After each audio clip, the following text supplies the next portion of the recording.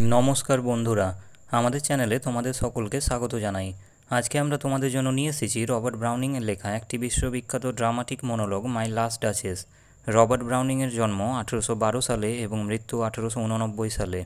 Alfred Tennyson Matthew आर्नल्डेर मतोई Robert Browning Victorian पिरियडेर अन्यतम एकजन विख्यात कवि।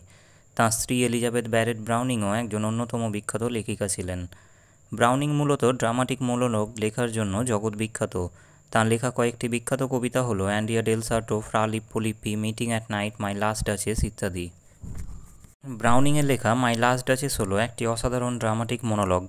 1842 साले कविताटी प्रथम प्रकाशित हय फ्रांस एंड इटाली इटाली शिरोनामे ड्रामाटिक लिरिक्से एवं 1842 साले नामटी बदले हय माई लास्ट डाचेस फेरारा। 1862 साले कविताटी ड्रामाटिक रोमांसेसের अंतर्भुक्त हय। कविताटी आयाम्बिक पेंटामिटारे 28टी छंदमय द्विपदे रचित। खूब सम्भवत कविताटी डिउक हलेन फेरारार पंचम डिउक द्वितीय आलफान्सो। कविताटिर डाचेस सम्भवत लुक्रेसिया दा मेडिसी, जे 17 बछर बयसे बियेर मात्र 3 बछर पर मारा जाय। सन्देह करा हय डाचेसके विष प्रयोगेर द्वारा हत्या करा हयेछिलो। तार मृत्युर परपरई डिउक अन्य डाचेसের खोज शुरू करेन। प्रथम फार्दिनान्देर कन्या एवं टाइरेलेर भाईजी बारबाराके निये दर कषाकषि शीघ्र शुरू हये जाय। एरই फलश्रुतिते माई लास्ट डाचेस कविताटिर सृष्टि हय। कविताटिर विषयबस्तुटी शुने नेওয়ার आगे चलो आमरा जेने निই এই কবিতাটির मुख्य चरित्रगुलिर सम्पर्के। এই কবিতার मुख्य चरित्र हलेन फेरारार डिउक। माई लास्ट डाचेस कविताटिर मूल चरित्र हलेन तिनि। अन्य देशेर एक काउंटेर दूतके तिनि तार शेष स्त्री सम्बन्धे बलेन। डिउक ओई देशेर काउंटेर कन्याके विवाहेर परिकल्पना करेछिलेन। कविताटी शुरू हय फ्रा पैंडल्फेर तैरी डिउकेर शेष डाचेसेर एकटी चित्रेर प्रति डिउकेर अंगुली निर्देशेर मध्य दिये। कविताटिर बक्ता डिउक निजेई, जिनि तार मृता स्त्री सम्पर्के निजेर आवेग प्रकाश करछेन। डिउकेर साथे काउंटेर प्रतिनिधिर एई कथोपकथनই कविताटिर भित्ति। कविताटिर अन्यतम एकटी अनुपस्थित एवं गुरुत्वपूर्ण चरित्र हलो द लास्ट डाचेस। कविताटी जुड़े विभिन्नभावे डाचेसके बर्णना करा हयेछे। पाठकेरा एई डाचेसेर एकटी चित्र कविताटिर प्रथमेই देखते पाबे।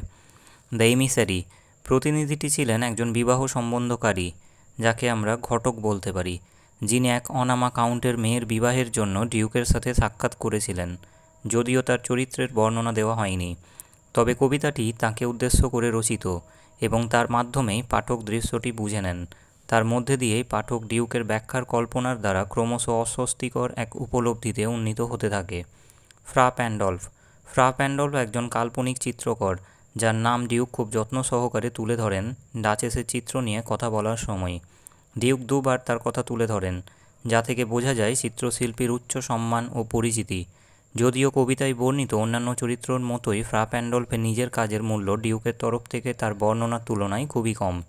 क्लज अफ इन्सब्रुकेर जमीदार एक सम्पूर्ण काल्पनिक धातुकर्मी, जे नेपचुनेर एक भास्कर्य तैरी करे देय डिउकेर जन्य। यदिओ तार चरित्र अत गुरुत्वपूर्ण नय, तबे तार काज एक गुरुत्वपूर्ण प्रतीक हिसेबे काज करे। भास्कर्यटी देखाय नेपचुन राज धरे रयेछेन सिन्धु घटकदेर।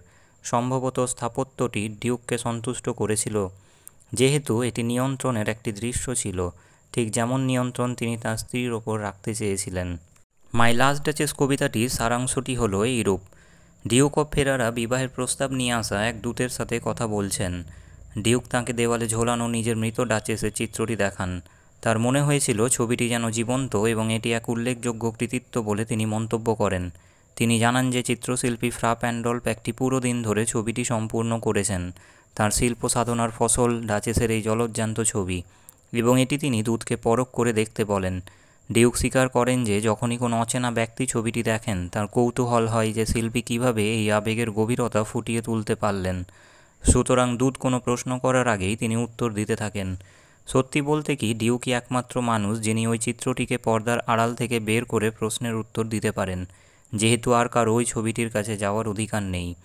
ডিউক ব্যাখ্যা করেন যে তাঁর শেষ ডাচেস শুধুমাত্র তাঁর সামনেই নয়, অন্যদের সামনেও খুশির প্রকাশ করতেন। এই কারণেই ফ্রা প্যান্ডল্ফের সামনেও তার গালগুলো খুশিতে উদ্ভাসিত ছিল। তিনি তার স্ত্রীর মুখের হাসির কাল্পনিক ব্যাখ্যাও দেওয়ার চেষ্টা করেন। তার মনে হয় ফ্রা প্যান্ডল্ফ নিশ্চয়ই বলেছিলেন যে আলখাল্লায় ডাচেসের কবজিগুলো ঢেকে গিয়েছে, অথবা মন্তব্য করেছিলেন যে অমন সৌন্দর্য এঁকে ফুটিয়ে তোলা সম্ভব নয়। ডিউক বলেন যে এ ধরনের শব্দ তার মুখে হাসি ফুটিয়ে তুলতে যথেষ্ট ছিল, যেহেতু তিনি বিশ্বাস করেছিলেন এগুলি সৃষ্টতার বহিঃপ্রকাশ। তিনি ছিলেন এমন একজন যিনি যে কোনো কিছুর থেকেই দ্রুত মুগ্ধতা বার করে নিতে পারতেন। তিনি সব কিছু তারিফ করতেন এবং তার নজরে সর্বত্র খুশির ছোঁয়া লেগে থাকত। ডিউকের মতে ডাচেসকে দেওয়া তাঁর মহামূল্যবান উপহার, সূর্যাস্ত দেখা, কোনো বোকা পুরুষের উপহার দেওয়া চেরি ফল, মাদি ঘোড়ার পিঠে চড়া ইত্যাদি সব কিছুই ডাচেসের কাছে খুশির উপকরণ ছিল এবং এর যে কোনোটাই উপভোগে তার মুখে রক্তিম আভা দেখা যেত। ডিউক বিশ্বাস করেন যে তিনি অনেক মানুষকেই ধন্যবাদ জানিয়েছেন, তবে কিনা সন্দিগ্ধ ভঙ্গিতে। তিনি তাকে 900 বছরের পুরনো এক পরিবারের ঐতিহ্য উপহার দিয়েছিলেন। তিনি এটি দেখে কষ্ট পেয়েছিলেন যে তার মতো বিশেষ কারোর দেওয়া উপহারটিকে তিনি হয়তো বা বাকিদের উপহারের মতোই সমান মর্যাদা দিয়েছিলেন।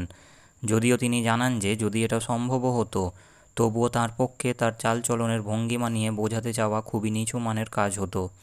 ডিউক বলতে থাকেন যে 3টি ব্যাপার তাকে ডাচেসকে উপদেশ দেওয়া থেকে বিরত রেখেছিল। তিনি মনে করেন যে স্ত্রীকে ভালো কথাই বুঝিয়ে ভালো পথে ফিরিয়ে আনার ক্ষমতা তার নেই, আর যদি তিনি পারেনও এটা খুব লজ্জার হবে যদি তার স্ত্রী কোনো অজুহাতে পাশ কাটিয়ে চলে যান। এ আশঙ্কাও তিনি করেন এবং সবশেষে বলেন যে কোনো কিছুর জন্যই তিনি এত নিচে নামতে পারবেন না। ডিউক দূতের কাছে স্বীকার করেন যে তার স্ত্রী প্রেমের স্বাক্ষর হিসেবে তার দিকে তাকিয়ে হাসেন, তবে তার মনে হয় তিনি এমন হাসি যে কোনো কারোর জন্যই হেসে থাকেন।